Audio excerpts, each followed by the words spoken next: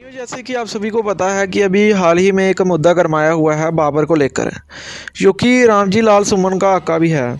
तो भाइयों, क्या आप जानते हो कि बाबर जो था उसकी बेटी की शादी एक राजपूत राजा से हुई थी। तो भाइयों, ये हम नहीं कहते बल्कि पूरा पाकिस्तान कहता है।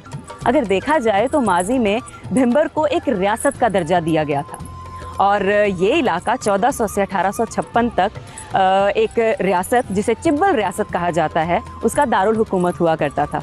इस रियासत को चिब रियासत भी कहा जाता था और ये एक शाही रियासत थी जो कांगड़ा के कटोच राजपूत राजा प्रताप चंद कटोच के बेटे चिब चंद कटोच के नाम पर कायम की गई थी। मैं तो ये खूबसूरत नजारा बहुत ज्यादा एंजॉय कर रही हूँ।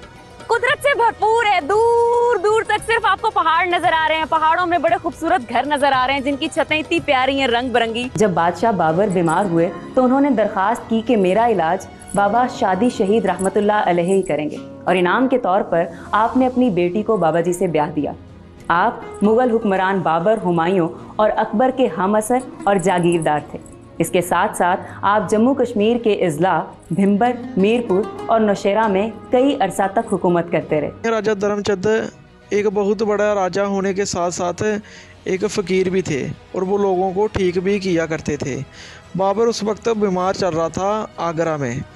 तो भाइयों, बाबर जब बीमार चल रहा था उसको किसी ने बताया कि भिंबर में एक राजा है जो सबको ठीक भी कर देता है। तो भाइयों, उन्होंने राजा धर्मचंद के साथ गुहार लगाई और बाबा जी ने उनको ठीक कर दिया।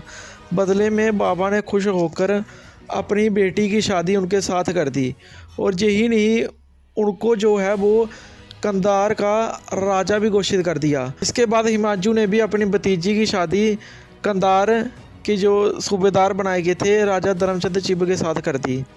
लेकिन उन दोनों को उन्होंने अरखेल बनाकर रखा। उनकी जो असली शादी हुई थी वो वहाँ की ठकियाल राजपूत रानी के साथ हुई थी, जो बाद में उनकी मृत्यु के बाद सती हुई थी। के वंशज दोनों धर्म में रहते हैं और आज़ादी से पहले दोनों धर्म के राजपूत जहाँ पर उनकी मज़ार है वहाँ पर जब किसी बच्चे का जन्म होता था तो वहाँ पर पूजा पाठ भी किया करते थे और मुंडन उसका पहली बार वहाँ ही किया करते थे।